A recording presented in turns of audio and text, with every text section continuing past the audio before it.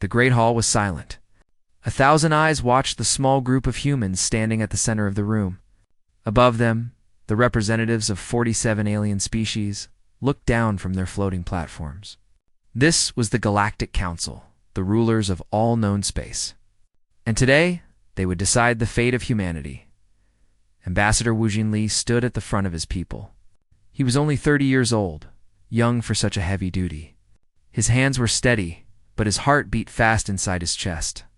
He had spoken for hours, defending his species. He had shown them the art, the music, the kindness that humans were capable of. But he could see in their eyes that they had already made their choice. High Arbiter Volus raised one of his forearms. The noise in the chamber died instantly. He was ancient, his gray skin covered in the marks of 300 years. When he spoke, his voice echoed through the hall like thunder. The council has heard the evidence. The council has made its decision. Eugene felt his stomach drop. Counselor Dreth floated forward on his platform. He was a tall creature with scales that shimmered like oil on water. His hatred for humans was well known. He had spent months gathering evidence against them, showing their wars, their weapons, their violence. He had painted them as monsters. Humanity is too dangerous, Dreth announced. Their history is written in blood. They fight among themselves. They destroy their own world. They have only been in space for 30 years, and already they spread like a disease. If we allow them to remain, they will eventually turn their violence against us. Murmurs of agreement spread through the chamber. Counselor Wren, a being made of what looked like living crystal, tried to speak against this. They are young. All species have violent pasts. We should guide them, not punish them. But his voice was lost in the crowd. The fear of humanity had spread too deep. Volus raised his hand again. The vote is complete. Humanity is hereby exiled from Council space. They will be given one ship. They will be sent beyond the outer rim into the dead zones. They are never to return. The words hit Wu Jin like a physical blow. The dead zones. No species had ever survived there. Cosmic storms that could tear ships apart. Strange creatures that hunted in the darkness. Dying stars and empty worlds. It was not exile. It was a death sentence. His people behind him began to cry. Some fell to their knees. Children held on to their parents, not understanding what was happening, but feeling the fear. Wu Jin looked up at the council.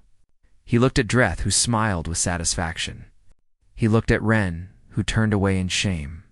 He looked at all of them, these powerful beings who had decided his people should die, and something hard formed in his heart. Not hatred, not despair, something else. Something that would keep him alive through the dark years to come. He stepped forward. His voice was calm and clear. I will not beg. I will not ask for mercy from those who have none to give. But I will say this, and I want every one of you to remember it. The chamber fell silent. Even Dreth stopped smiling. You will regret this decision. Not because we will seek revenge. That is not who we are. But because someday, this galaxy will face a threat that you cannot defeat alone. And on that day, you will look to the stars and pray for help. You will need us. And when that day comes, we will remember that you abandoned us. He turned and walked toward his people.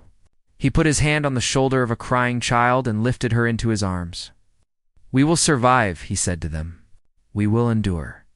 And we will become something greater than they can imagine. The council guards led them away. Behind them, the representatives returned to their business.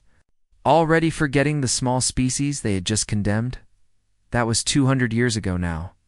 High Arbiter Volus sat in his private chamber, older than ever. When his assistant rushed in with terror on her face, he asked, "Our deep space probes?"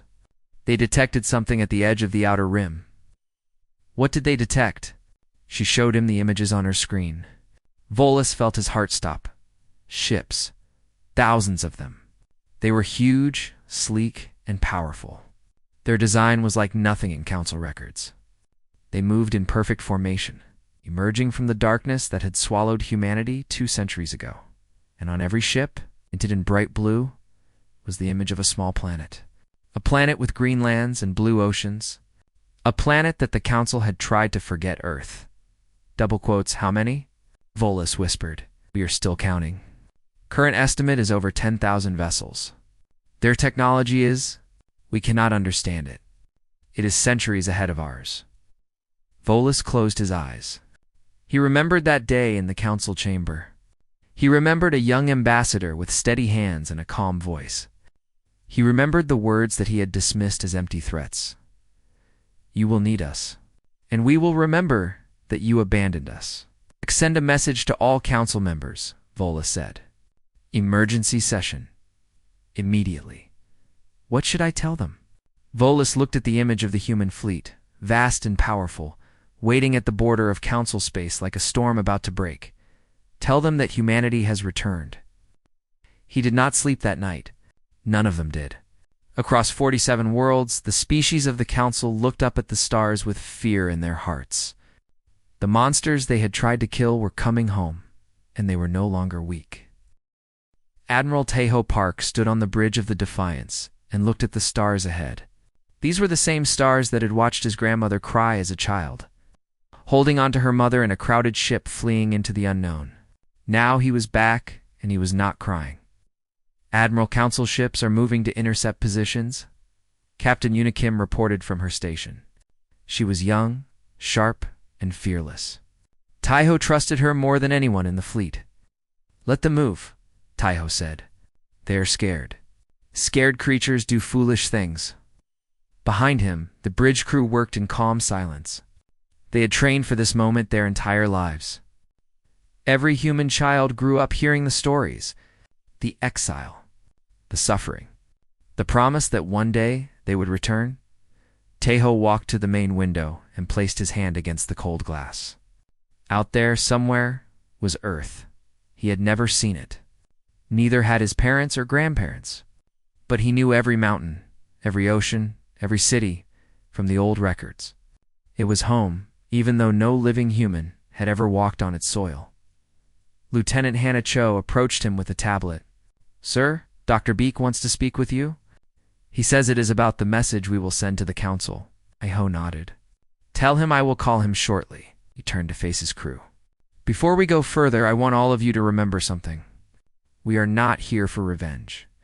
We are here because the galaxy needs us, even if they do not know it yet. Everything we do from this moment forward will show them who we really are. The crew nodded. They understood. Later, in his private room, Tejo spoke with Dr. Minho Beek through a video screen. Minho was the smartest person Tejo had ever known. His family had been scientists for generations, each one building on the work of the last. It was because of people like Minho that humanity had survived. The council is panicking, Minho said with a small smile. I've been listening to their communications. They cannot understand our technology. They think we must have found some ancient alien ruins or made a deal with unknown powers. What should I tell them?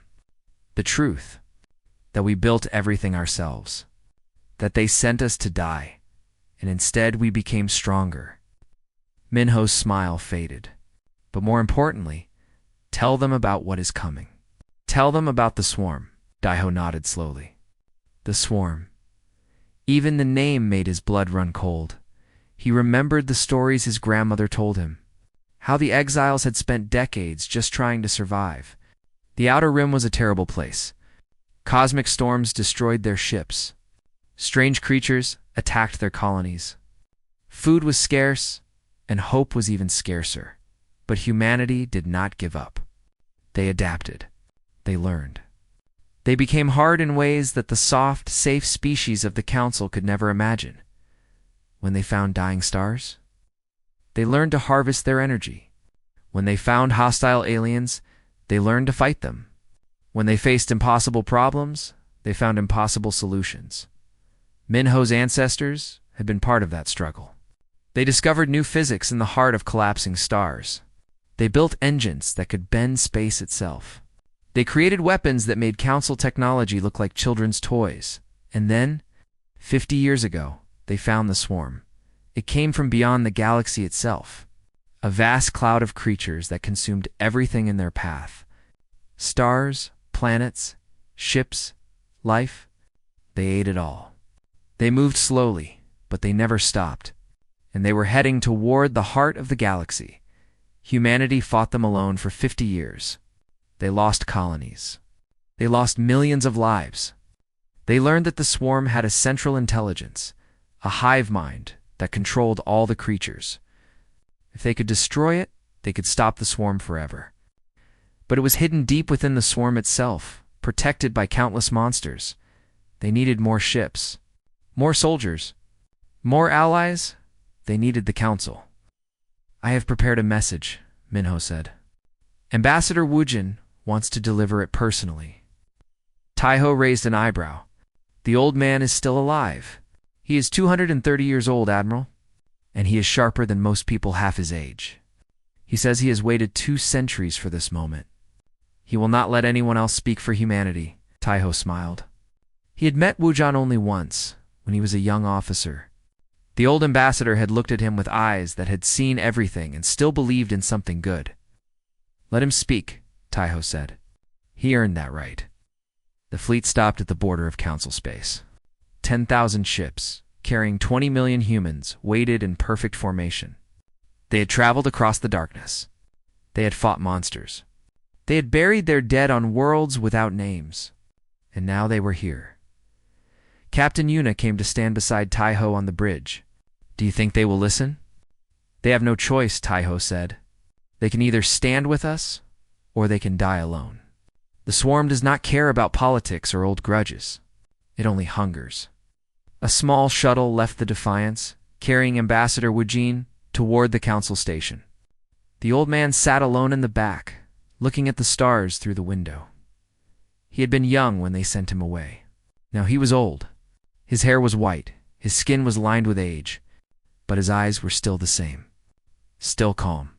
Still determined. "I told you," he whispered to the stars. "I told you that you would need us." The shuttle flew on toward the station where everything had begun, and humanity waited to see if their enemies would become their allies, or if they would have to save the galaxy alone. The council chamber was in chaos. Representatives screamed at each other across the Great Hall. Some demanded war. Others begged for peace. And in the center of it all, High Arbiter Volus tried to restore order. He shouted, his forearms raised high. We cannot think when everyone is shouting. Slowly, the noise died down. But the fear remained. Every face in the chamber showed it. They had spent 2 centuries believing humanity was dead. Now they faced a fleet larger and more powerful than anything they had ever seen. Counselor Dreth pushed his platform forward. Age had made him slow and weak, but hatred still burned in his eyes. "We must strike first. Destroy them before they destroy us." This is exactly what I warned about 200 years ago. Humans are violent. They will want revenge. With what ships? Another counselor asked. Our fleet is nothing compared to theirs. You saw the reports? Their technology is centuries ahead of ours. War Marshal Koreth, the commander of all council military forces, spoke next. He was a massive creature, covered in thick armor plates. If we gather all our forces, we might have a chance. We outnumber them in total population. We can build more ships. That would take years, Counselor Wren said quietly.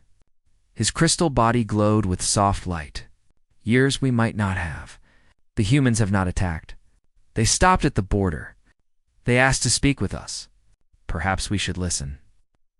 Dreth made a sound of disgust. Listen to the species we exiled? They will demand our surrender. They will take everything from us. You do not know that. I know humans. I have studied them my entire life. They are killers. The argument continued for hours. Volus listened to all of it, his mind racing. He remembered young Wujin standing in this same chamber, promising that humanity would be needed someday. He had thought it was empty talk, the desperate words of a condemned man.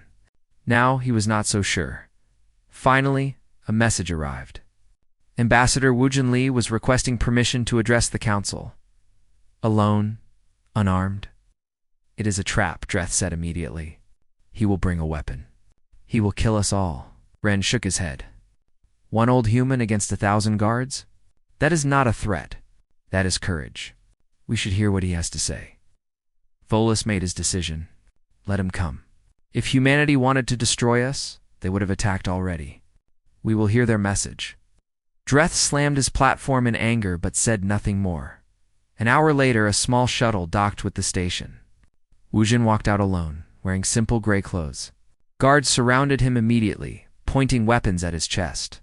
He did not seem afraid. I know the way, he said calmly. I walked these halls before any of you were born. They led him to the council chamber. The doors opened, and 200 years of silence ended. Wujin walked to the center of the room. He looked up at the platforms, at the faces staring down at him. Some showed hatred. Some showed fear. A few, like Ren, showed something like shame. He found Dreth among them, and met his eyes. The old counselor looked away. I will not waste your time with long speeches, Wujin began. His voice was strong, filling the chamber without effort. I am not here to threaten you. I am not here to demand payment for what was done to us. I am here because all of us, every species in this galaxy, face extinction. Murmurs spread through the crowd. Volus leaned forward. Explain. Wujin raised his hand, and a device in his palm projected a massive image in the air above him. The council fell silent. It showed stars. Hundreds of them. And around those stars, a darkness that moved. It was not empty space. It was something alive. Something hungry. Call it the swarm, Wujin said. It comes from beyond our galaxy. It consumes everything. Stars, planets, life itself. Nothing can stop it. Nothing can negotiate with it. It only eats, and it never stops. He showed more images. Human colonies burned and destroyed. Ships torn apart. Worlds that were once green, now gray and dead. We have been fighting them for 50 years. We have lost millions of our people. We have learned how they move, how they think, how they can be killed. There is a central mind that controls them all. Destroy it, and the swarm dies. But it is hidden deep within their territory, protected by countless creatures. He paused, letting them absorb his words. We cannot defeat them alone. We need ships. We need soldiers. We need allies. That is why we have come back. Not for revenge. Not for our old homes. We came back to save you. Dreth laughed bitterly. Save us. You expect us to believe that? After what we did to you. Wujin turned to face him directly. Counselor Dreth, I remember you well. You spoke against my people with such passion. You said we were monsters. You said we would destroy everything we touched. He walked closer to Dreth's platform. The guards tensed but did not stop him. You were wrong. You saw our capacity for destruction, but missed our capacity for protection. You saw our violence but missed our love. You judged us by our worst moments and ignored our best ones. He spread his arms wide, addressing the entire council. We survived the Outer Rim. We fought creatures that would give you nightmares. We lost so much, and still we came back. Not to burn your worlds. To save them. That is who we are. That is who we have always been. The chamber was silent. Wujin's words hung in the air like smoke. Volus spoke slowly. How do we know this swarm is real? How do we know this is not some trick to make us lower our guard? Send your ships to the border systems, Wujin said. See for yourself. But do not wait too long. The swarm moves faster than we thought. You have months, not years. He looked at them one final time. You have a choice. Stand with us and live, or stand alone and die. I hope you choose wisely. Turned and walked out of the chamber. No one stopped him. No one spoke. Behind him, the council began to argue again. But something had changed. The fear was still there, but now there was also doubt, and the first small seeds of hope. The council could not agree. Days passed while they argued. Some believed Wujin. Others thought it was a trick. And all the while, the human fleet waited at the border, as patient and silent. Finally, War Marshal Korath proposed a compromise. They would send a joint mission to investigate the border systems. Human and council ships would work together. If the swarm was real, they would see the evidence. If it was a trap, they would be ready. Admiral Tai-Ho agreed immediately. He sent Captain Unikim to lead the human ships. She took 3 cruisers and 200 fighters. It was a small force, but enough to prove their intentions. Yuna met the council commanders aboard their flagship. They looked at her with suspicion. She was younger than most of them, a small woman with short black hair and cold eyes. They expected her to be angry, to show the hatred they believed all humans felt. Instead, she was professional and calm. She explained human tactics, shared their intelligence about the swarm, and treated every council officer with respect. It confused them. "You do not hate us?" one of them asked her privately. He was a young officer from Ren's species, his crystal body glowing with nervous light. Yuna considered the question. "My grandmother was a child during the exile. She told me stories about the fear, the hunger, the despair. For a long time, I did hate you. All of you." She looked out the window at the stars.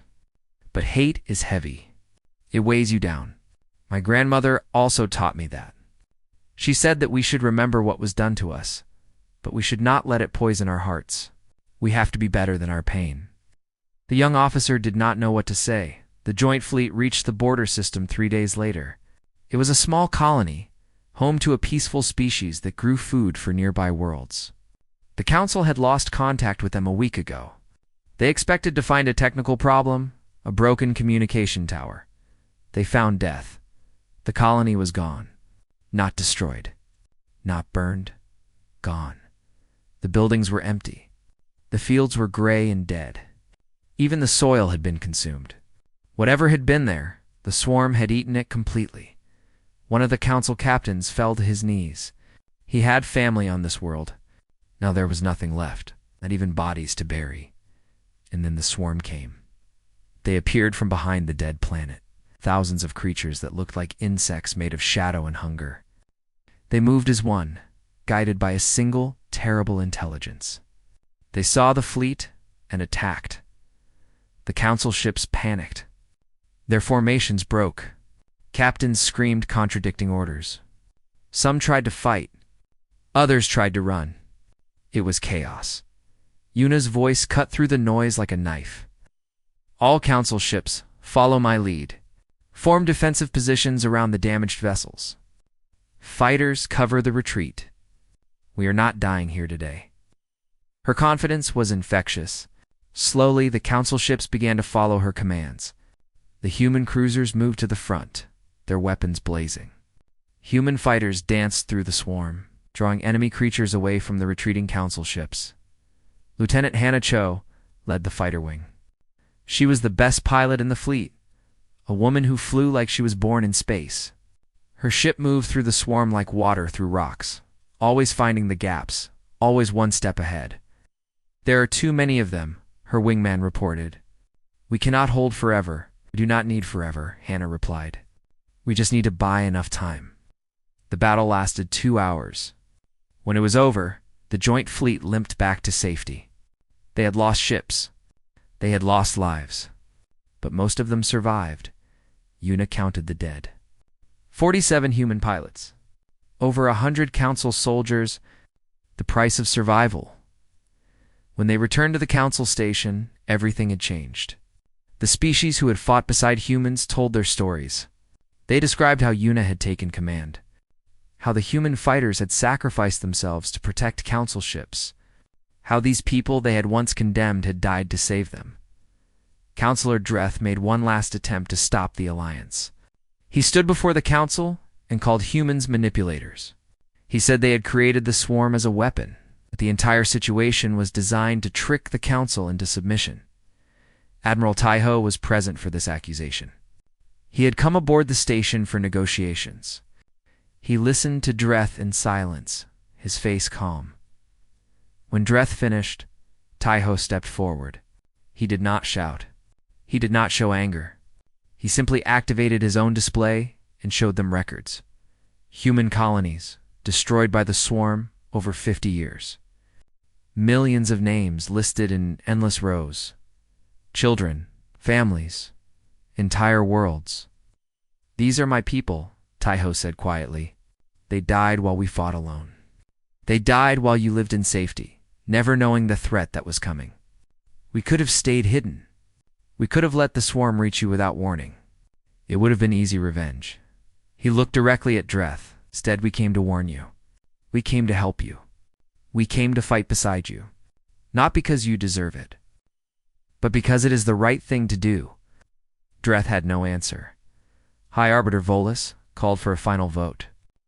One by one, the species of the council voted. Some still said no, but most finally said yes. For the first time in galactic history, humanity was an ally of the council. Ambassador Wujin sat in the observation room, watching the vote on a screen. When the final number appeared, he closed his eyes.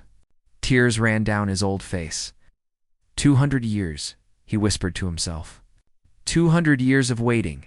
Taiho found him there an hour later. He sat down beside the old man and said nothing. There was nothing to say. They had done the impossible. They had turned enemies into friends. Now they just had to save the galaxy. 6 months passed. 6 months of building, training, and preparing. The combined fleet of humanity and the council gathered at the edge of the galactic core. It was the largest military force ever assembled in recorded history. Admiral Taiho stood on the bridge of the Defiance, surrounded by officers from a dozen different species. They had learned to work together. Some had even become friends. The old hatreds were not forgotten, but they were put aside.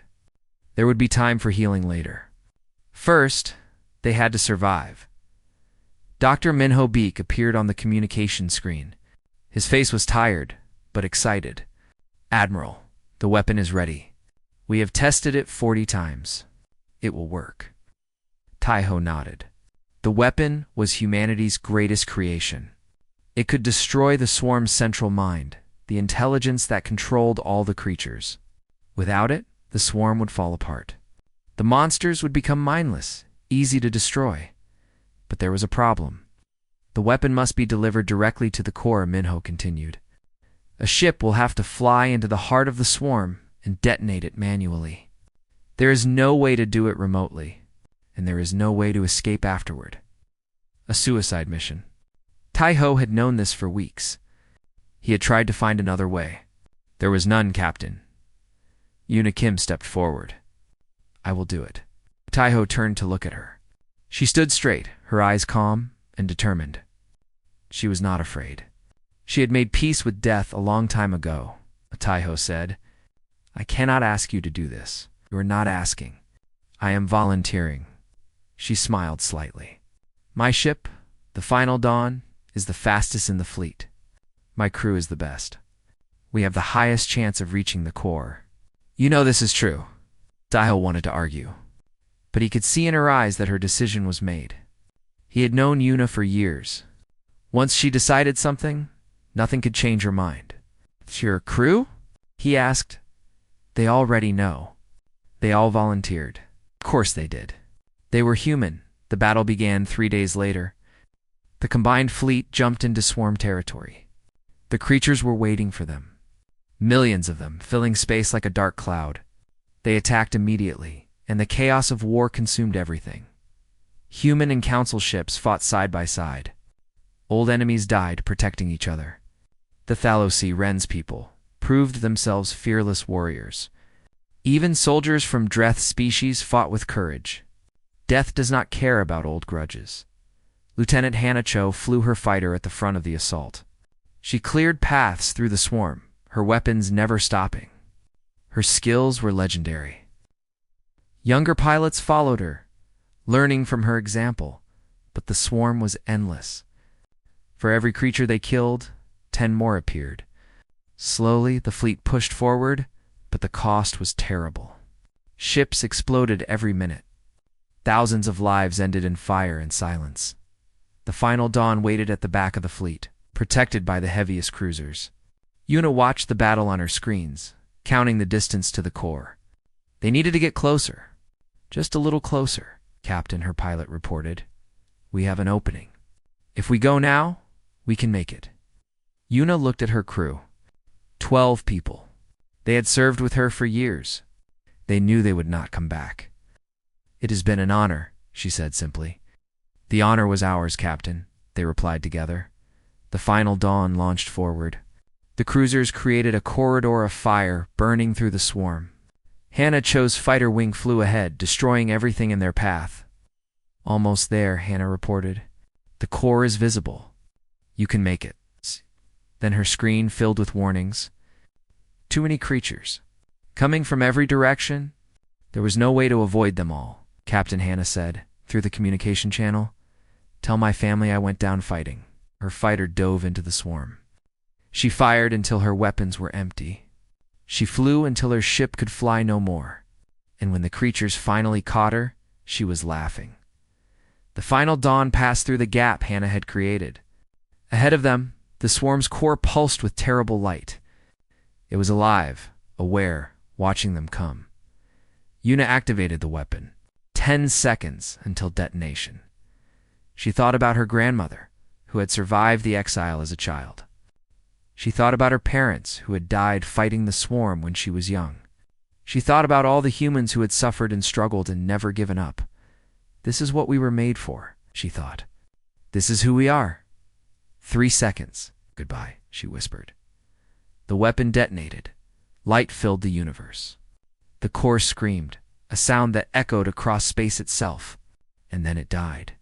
Across the battlefield, every swarm creature stopped moving. They drifted, lifeless, empty shells. The intelligence that controlled them was gone. The war was over. On the Defiance, Admiral Tejo lowered his head. He did not cry. He would do that later, in private. For now, he had to be strong for his people. "All ships report," he ordered. "Begin rescue operations. Find survivors." The work of healing began. 3 months later, a ceremony was held on the Council Station.